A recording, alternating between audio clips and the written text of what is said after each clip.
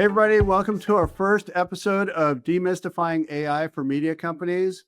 We are here with a team full of people that I'm going to introduce here in a moment.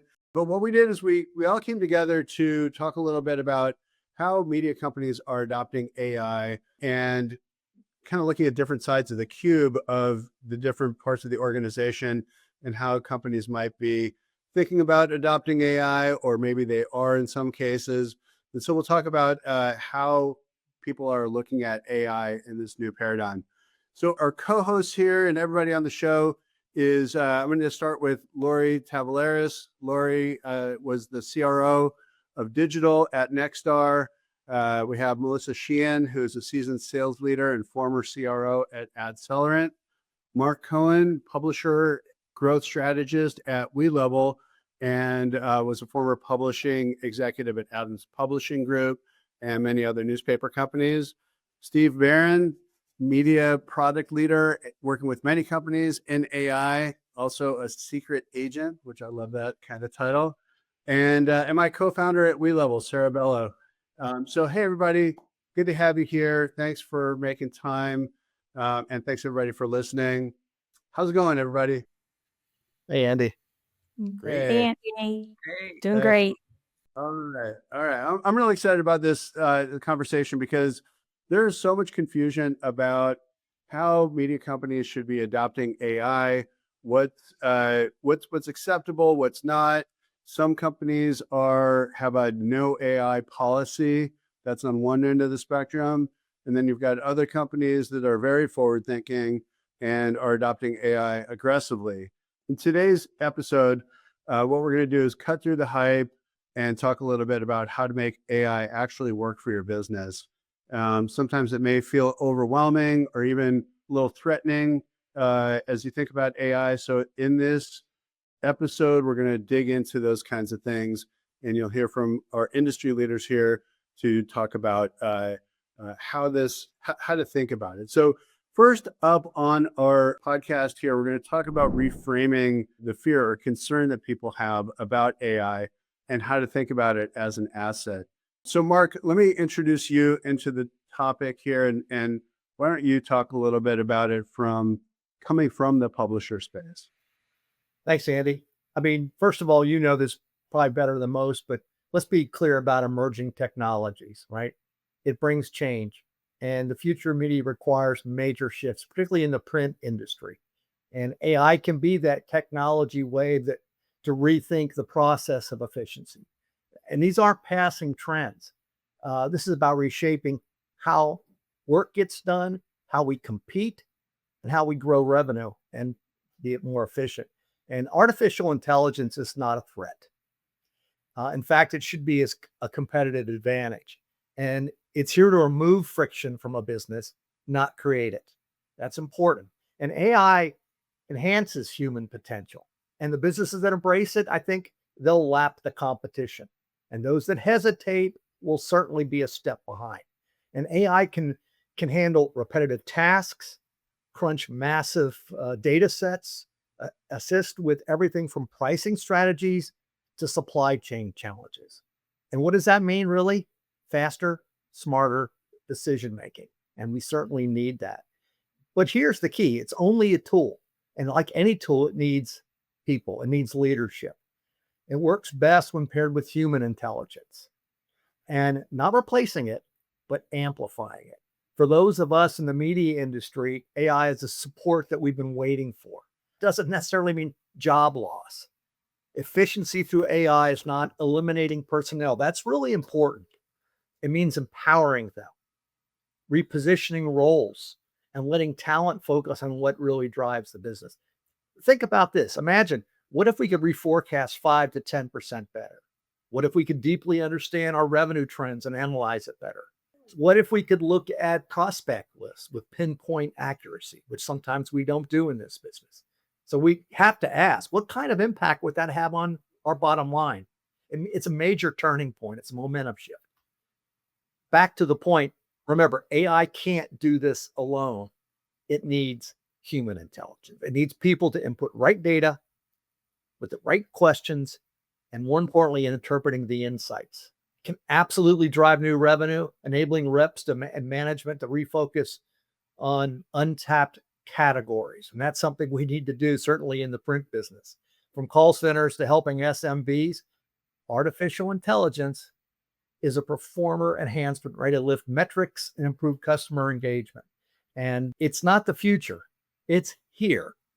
And businesses that learn to utilize it, not fight against it, will certainly ultimately thrive. And my last point, implementing AI in your organization, don't roll it out from top down. That never works. Get your team involved. Let them weigh in, because when people understand it, they stop fearing it. Skepticism is normal with anything, but participation builds confidence, and confidence, that's how real transformation is made. And AI can help shape a culture. Those are all really great points, Mark. We are in a replatforming moment right now, much in the same way when the internet first came out. Everybody's like, okay, different platform, different ways to be able to express and create a new business opportunity, create new content, create new experiences for people, build an audience, all these things that media companies do. And very much in the same way, AI is a replatforming of what we've experienced over the past 30, 25 years with the internet. So, with this whole replatforming comes some new thinking, new ways to be able to adopt it, just in the same way that there were canned spam laws and other sort of like good behavior kind of things that people did on the internet, what to do, what not to do. And in this world, Shelley Palmer, who is a really interesting person in the media space, really understands media companies. He created this concept of creating an AI governance manifesto. The idea is basically to create a structure, a framework for your business to decide how AI stacks up against your company values. So, for example, in the manifesto, lead with strategic intent. What are we using AI for? What's it going to do to help our business? What are some first principles? Augmentation, not replacement, for example. You just mentioned that, Mark. Or validated outputs. What are these mechanisms that create these outputs? Whether it's analytics, like you mentioned, or whether it's in some cases content, whether it's AI generated or AI and human generated. What's the policy on those kinds of things?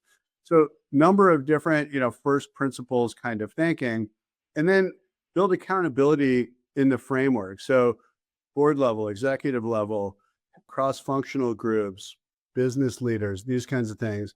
And then, having like decision-making governing bodies within the company so that everybody can participate in these different roles and learn from all these different areas of expertise. So with all of that, Steve, let me introduce you into the discussion, and let's talk a little bit about some of those ideas and in the context of that, how are companies boosting efficiency across teams when thinking about AI in their organization? Yeah, it's really interesting to watch this happen because some companies are handling it with like incredible grace and integrity and skill, and some others are just saying no to everything and kind of getting left behind, right? Yeah. So you have in some companies this compliance department that's like compliance at corporatedomain.com, who you are like, I want to try something new, and the answer is like, no, right? That's probably not healthy in this case. At the same time, just leaping into AI and having everyone in the company of 5,000-10,000 people be able to go try to do what they want to do and do it in a public facing or business facing environment is kind of terrifying too, right? So the answer is kind of somewhere between those two things. I mean, the availability and accessibility of these incredibly advanced AI models is unbelievable. I mean, I was at Costco a couple of days ago and I watched somebody just next to me pull out the ChatGPT app, take a picture of a bin of watermelons and ask them to pick out the best watermelon. Okay. And it was a mom and her family. And I could see her say, oh, it said to go get that one. It's the fourth one back on the left with the yellow on the bottom of it. I mean, like, I love AI as much as the next guy, but I've had a pretty good history of picking out watermelons without, burning nuclear power to power an algorithm, right? So, it's just amazing how like democratized this has become so quickly, and that it's just incredibly powerful and in the hands of everyone. So I think that, you really need to look at that from a view of saying like, what's good for the customer, what's good for your business, what's good for everyone, and pick the right framework around this, which is not the answer is no, and which is not just do whatever you want. It's somewhere between. I mean, Andy, you've watched AI become so powerful. It's unbelievable where it is today in a phone. It's happening so quickly too. That's the other thing, is that, just everybody just started using ChatGPT, and now we're in this phase of agentic AI, building agents to go do things for you. And just this week, ChatGPT and Claude both announced the ability to connect your calendar and your Gmail and your Dropbox and all these apps into the platform, so it can create agents to run across all those platforms and answer questions for you. So very powerful, and it's moving very quickly. And I totally agree with your frame up of the answer is not no. You can't just say no to this. We don't live in that environment. It's too important. It's too fundamental to where the market is going to just say no. So you can't do that. And you can't also just give everybody carte blanche access and go for it, everybody. So in order to do that, I like this idea of having this corporate manifesto, or that sounds so like, draconian in a way, but the idea is to have a common guideline, where everybody is participating in this, and it becomes a living document where people can participate in that. Let's kind of move the conversation into the sales side, and let's talk a little bit about how sellers are using AI and what this might mean. Lori, you wanna lead off with that, and just give us examples of how people might be using AI in a built environment. Sure. I would like to say, for the record, I too would pick out a watermelon by using ChatGPT. So I would do that. So it's not that weird. As we've been having these conversations, one of the things that kind of always comes top of mind with me is we're always under so much pressure to grow revenue as quickly as possible, as efficiently as possible. So I think using AI as part of a sales workflow to take some of that off of the reps, make things more efficient, easier, identify ideal customer profiles, maybe even do deeper research into their verticals so that you're better educated or create better sales materials for them. I think maybe even ranking leads would be really helpful to a sales organization. We give them these massive lists and we're like, hey, go figure it out. If they maybe had a little better idea of where to fish, that they would, have an easier time doing that. I think also it could help with some conversion and getting people in the door and keeping them there. I think being able to analyze their campaigns and being able to make predictions about what would work better for the right KPIs moving into the next campaign is another huge one. But I think what you spoke about before is super important in all of this, which is the manifesto, which I agree sounds a little draconian, but I think in this world, we are going to have to be very thoughtful about how we're using these tools, right? It should almost be like when you RFI any other kind of technology partner. What is it that we are trying to solve for with the AI? What is it we are trying to get out of it? But then also set up the guidance of the expectation. Like it should almost be like training someone on Salesforce, right? We train you on our AI tools. You use them part and parcel to the rest of your sales toolbox. And I think also improving like the client experience.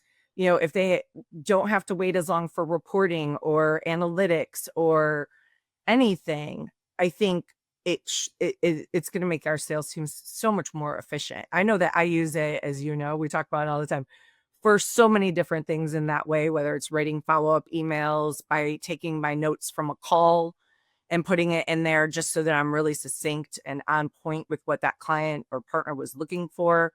I think that it's really going to be a game changer. And I'm really excited about where it is for sales and for revenue operations. Yeah, I like the way you frame that up too, because it's everybody needs to move faster, but just moving faster in an uncoordinated way actually can create some chaos. And so if you have these point solutions where, this is how we're going to use AI to generate our ICP and our lead list, and then this is how we're going to find the gold within that lead list. That's a sort of use case. And then how we're going to create efficiency on our sales calls and do the follow-ups and kind of follow the customer journey that way. And then where AI falls into place becomes a lot more efficient. And just like you said, like training up somebody on how to use Salesforce, creating these new SOPs. Melissa, let's talk a little bit about that. We're not known for our efficiency. Right. So this is actually a gift, right? In a way, it's like if there's a faster way to do it, salespeople are all over that. I mean, why wouldn't we, right? And in sales enablement, this is another kind of dimension to this. Melissa, let's talk a little bit about that, how people might be using AI for sales enablement. Yeah, thanks, Andy. I was at Colorado Ad Day yesterday, and AI, of course, was a really big topic. And you talk about moving faster and asking more from our sellers.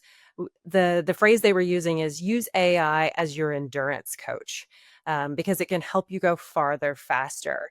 And a couple of examples come to mind. The first is a story of one of my reps who was working a really complex deal, multiple stakeholders. And after a discovery call, was really looking through those AI generated notes and producing that real time recap.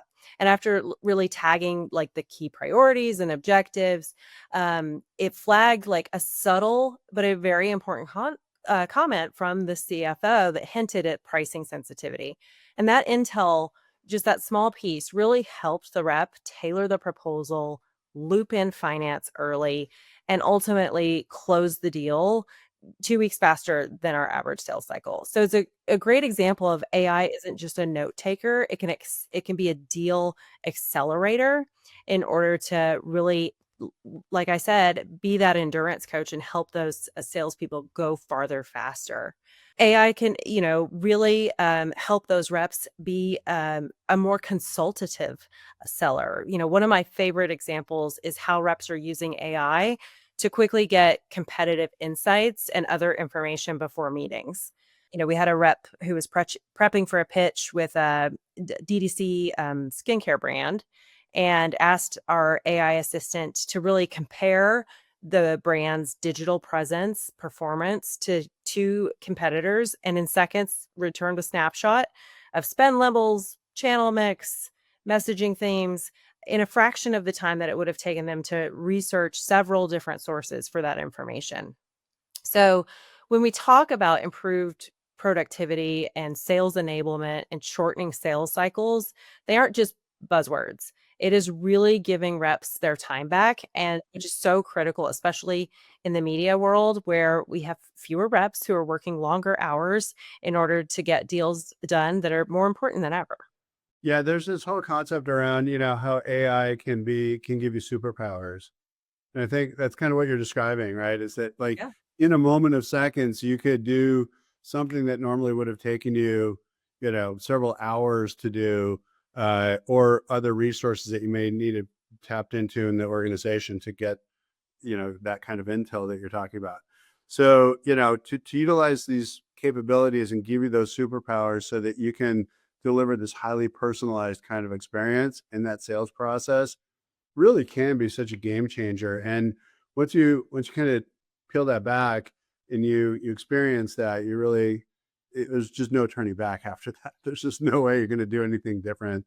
And it's really interesting. And so what we're talking about here is revenue growth through, whether it's automation or personalization and using some of these tools.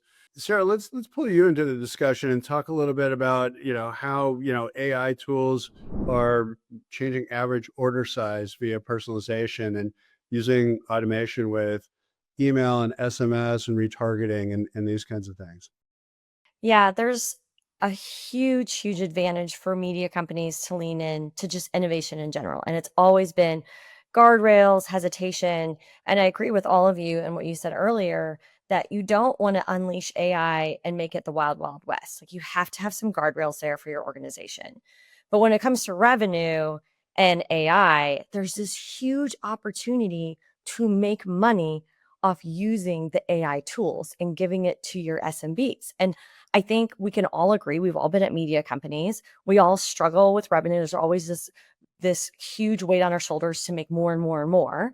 And they want to leverage the owned and operated, which that percentage has gone down because what do the clients want? They want programmatic. And then the margins are very little on the programmatic side.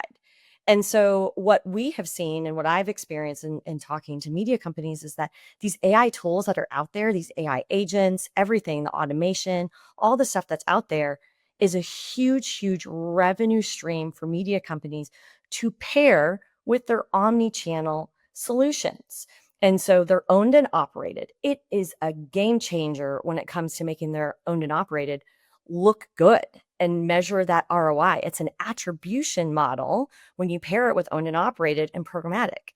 It's like the secret sauce all over the success of a campaign. And then it makes the media companies look like freaking rock stars and actually show ROI. And so I love it because I hear hesitation in the space, but I think what happens is a lot of these media companies don't know how to tackle it, right? They're already having disjointed Frankenstein organizational issues. And so for them to bring on something like AI or an AI solution for their clients, it's overwhelming, right? And they don't know how to navigate it and they don't know how to do the privacy stuff. And so I think it's one of those things that media executives need to lean into it. They need to lean into the innovation. They need to do their homework. They need to find out what kind of partners they can really trust in this space, put up a manifesto, put up those guardrails, but there is money. And now is the time to strike while the iron is hot. Go out, find those great vendors that you trust because the revenue is there. And if you don't do it, someone else is already doing it. So that's kind of my whole take on it. It's a really good point. As media executives, we're all sense makers of new technologies, new ways to be able to target an audience for a client. And as that sense maker and as that kind of trusted advisor, being able to bring in some of these capabilities into the mix for an advertiser becomes significant. It can help them acquire customers for a lot less. It can help them build their brand a lot faster, engage with their customers, create videos, create messaging, all these kinds of things that you can do a lot faster using some of these tools. Let's take it down to even the street level and talk about some of these capabilities. Like what are some interesting use cases that we've all kind of experienced recently, where we've either brought capabilities to people or we've just experienced them ourselves? Steve, you want to lead off with something that might be you've got this interesting line of sight into new capabilities with what you've been. I saw something super fun that is really, it's sales related in the sense that it helps make your content better, which obviously is sales related, right? But an open source plugin for WordPress, which a lot of publishers use, called Classify, but ending in AI. Okay. And basically you bring an API key from OpenAI, from Microsoft, from whoever, you plug them into a dashboard and you check and you say, I want this to read my articles to me, checkbox. I want this to generate excerpts of all my articles for me, checkbox.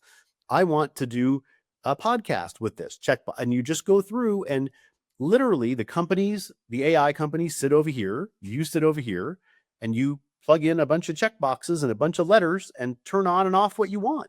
And I look at that and it would have taken me 3 years to build all those features when we were running a platform. And now all the heavy lifting is done by the AI companies and just enabled by plugging those things in. So it gets really hard to say, no, Sarah, we can't have our articles get read to us. That technology costs too much, when now you can just grab a thing, put it in, and make it all work together. It's really incredible the way that all this stuff is portable and can just like magically appear and work. Yeah, it's fascinating, and I love some of these sales side use cases as well. Right, we're all in business to grow our respective businesses. Lori, Melissa, what are some ideas that you guys have about how we've all seen like note taker bots. We all use them in our daily lives. Lori, you mentioned, for example, being able to score opportunities or score leads. What are some other ideas that you have? I use it for everything. I like literally use it. Mine's connected to my calendar now. All those things. I use it for responses, for follow-ups, for reminders, to help me craft things. I actually recently used it. Steve always has the cool ones, but I like actually just used mine to redo my resume and had it be less about numbers and things like that and more about function.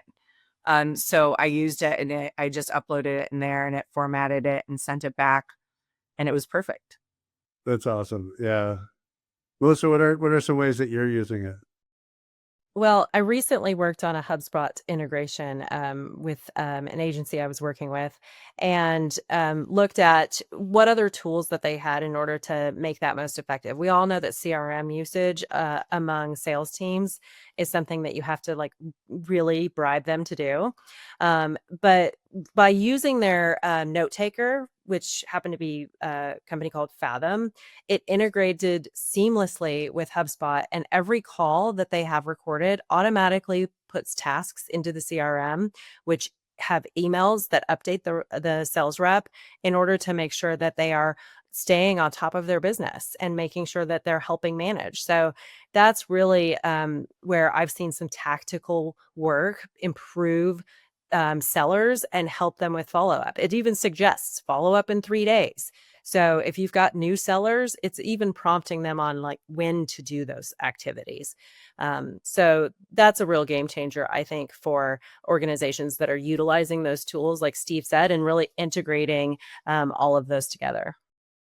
Love that use case. And just this might be a little self-serving, but just a little sneak peek into some capabilities that we're building in automations.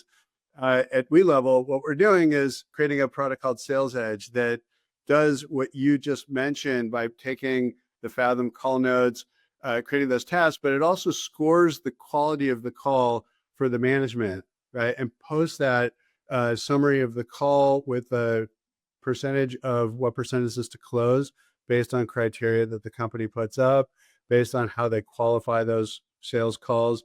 And so now sales managers can see how their team is performing, where they might want to provide some coaching or support. It also provides a feedback loop to be able to say, you could have said this or that or these things as suggestions for future calls. So it continues to optimize the salesperson's performance in that. And then the last thing is that it writes the follow-up emails, so full sequence of emails, which are like, this sort of like, as a salesperson, this is like a holy grail kind of thing. Have a call, and then all the rest of that is done for you, and you review it and go, yep, that's good. Highly personalized emails, send. Let's go. Sarah, if you want to maybe talk about training and onboarding AI tools across your teams, how should people be thinking about these kinds of things? Yeah, I think don't unleash it to everyone, right?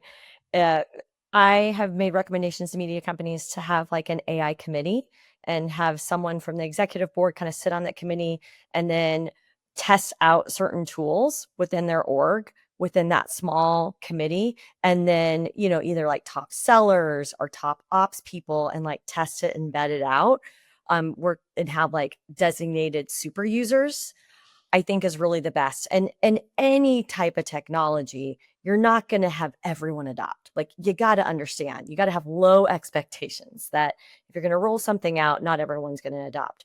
But finding the people who will lean into that, and then making sure that there's definitely like across the board, all of leadership agrees into that AI tool and that innovation.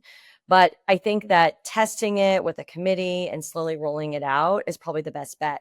And then even for sales reps on the revenue side, if they're starting to sell some of this new technology, really realizing that a lot of advertisers and SMBs, they might not want to start with that cool new AI technology. It might be more the simple automations that they just need, like the email follow up. I was on the phone with another agency the other day and they were like, okay, we love all the AI stuff, but like, can we go back to the basics here? Like, tell me more about your automation, which is following up with just your client base and responding to clients and like drip campaigns. And tell me more about like how you can just implement a chat bot for our FAQs. Like, can we do that first? And then let's talk about the AI agent. And I thought that was really fascinating because a lot of these people, they're just so far behind because they're just so busy that starting with those little simple automations and integrations can sometimes make a big impact before jumping into the fun, like sexy new tool that you want to go out and sell. Sometimes it doesn't just make sense for that org. And so understanding that I think is crucial. And that goes down to just asking the right questions up front during the CNA. And to Melissa's point, really paying attention to what their needs are. And that's where Fathom, I love Fathom. Oh my God, it's just been like literally game changer for me. And finding those little nuggets when you're having conversations with folks. And Sarah, you brought a good point up about the important, you kind of taught us this when you work with our companies. Find those naysayers in your sales department, right? Those culture killers. They're there and they can destroy anything you're rolling out. So bring those folks in early. You know, the leadership needs to take them under the wing and help them and say, we need you for this. You can be a star and not ignore them. And I think that's really important to get that culture revving up for something new that they may have their arms folded on. That's very crucial when building a culture with something new that you're rolling out that's perhaps a little strange from what they're normally doing every day. That's what it comes down to, leadership of the sales department, of identifying who those are and helping them through the process. The broad context for what we're talking about here is finding the pain point, that if you unlock that pain point, what it can do for your business, right? So whether it's like, I need more leads for my sales team, okay, that's the pain point. Let's figure out what the solution is there so you can unlock that and have these point solutions that can really open things up. On that note, just bringing it down to the street level for, for anybody who's listening here, let's talk a little bit about some of these, what are some of these pain points and what are some maybe unlocks for, for people, and what are some cool kind of tips and tricks that we've all learned to say, here's a cool way to use it. Like Melissa, I love that example of using Fathom and then having that create tasks for you, and in that follow-up. What are some other, pain points that companies experience just overall, and what are some solutions that that can unlock those using AI or AI enabled solutions? Yeah, I think one that comes to mind is retention. And, so much of the time, retention is really just about communicating what's going on with that campaign. And at the end of the month, reps are sometimes really nervous to take out their reporting and go over that. They may not know exactly what it means. And, whether it's a tool with a vendor or just simply using Chat GPT or another tool, you can really synthesize that reporting into a nice summary that helps enable that rep not only to talk through what are the high points about the campaign, how does it compare to the industry or others in my industry set, and what should I be doing next. So utilizing tools that, whether it's a vendor that has it enabled in their software suite or utilizing AI, just open source.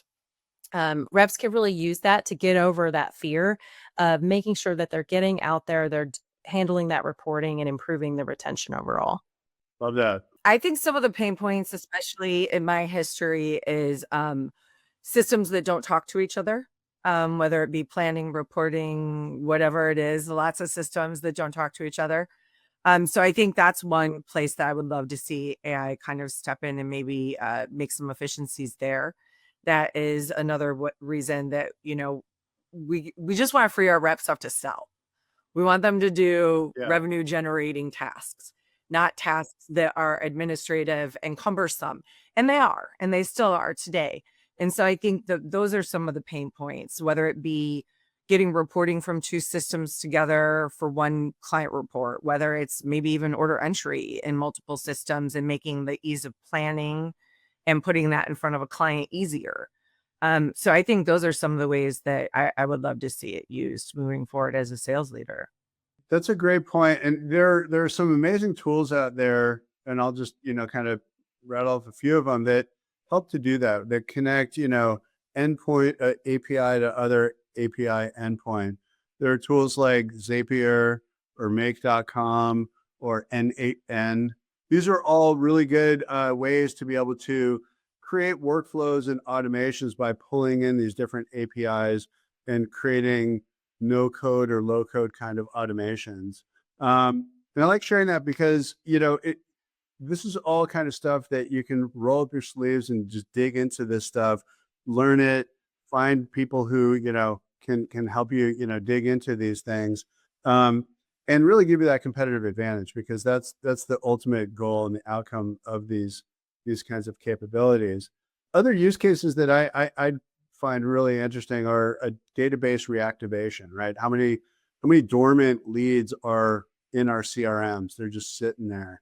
We've had great conversations with them in the past.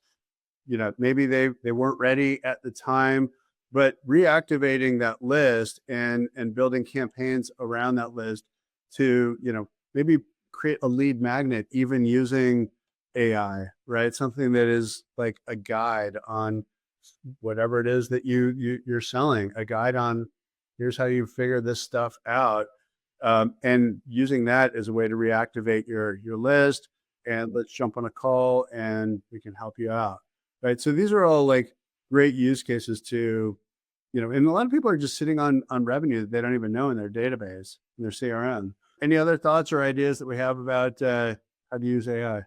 I mean, yeah, I've seen some pretty amazing like spec creative tools that have come out where like you can give it, and you guys are all smiling. It's so fun. Like you tell it the target business and some demos. And like I saw one that generates like 30-second TV ads out of it. Yeah. You think back to even, Lori, 10 years ago, I know we were working on ones that were like, take an XML feed from a car dealer and magically put it in banners. And now you look at, when you loop AI into this, it's making like full on commercials that you would need like a Hollywood crew to do. Totally. Have you seen VO3? Have we all seen this? Yeah. And Google's new VO3 algorithm? Wow. It's amazing. It's like ChatGPT. You just go in there, you just say what you want in the prompt, and it'll crank out a 8-9 second video, and then you can string these segments together to create a 30-second or 60-second spot. Total game changer. I have to imagine though, when you walk into a client and you hand them and say, "Hey, do you want to put this or a semblance of this into production?" The idea is so much easier to grasp from a client, right? When like handing them and saying, "Look here, just use this." It also lends confidence for the sales rep, which is important in this discussion, right? Because there's a fear factor here. There's a culture issue we're trying to change in the sales department.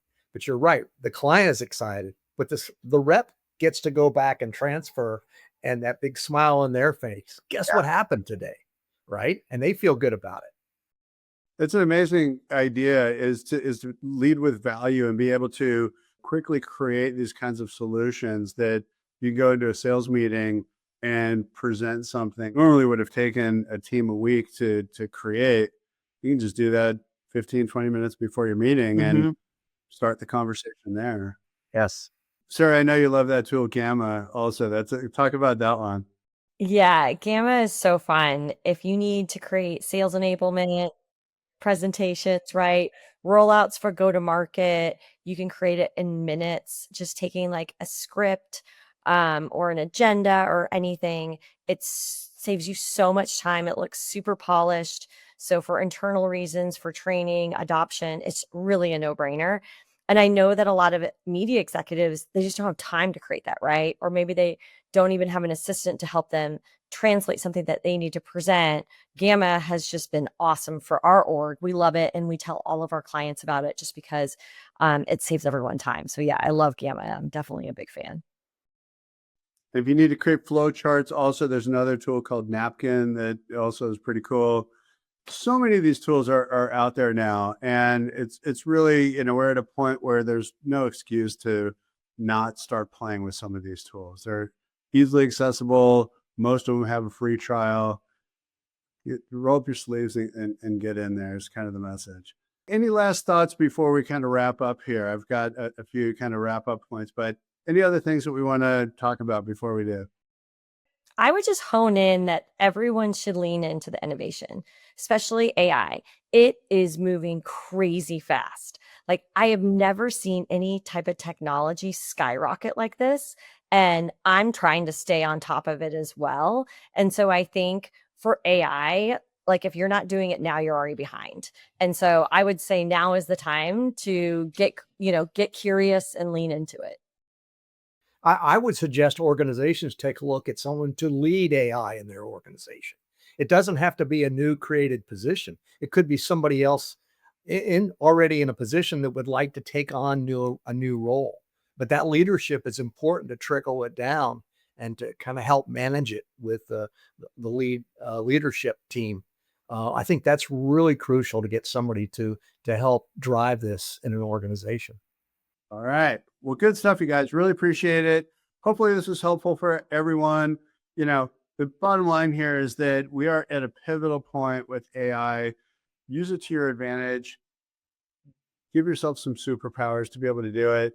There's not a technical hurdle. If you have technical challenges with that, source the person in your organization who can take the lead with this. Also, think about ways to be able to pilot certain use cases. Find a pain point within your organization and focus on that to be able to pilot a scenario, start building some success and some experience, and share that with the team so that this becomes, everybody pulling on the rope together kind of an experience.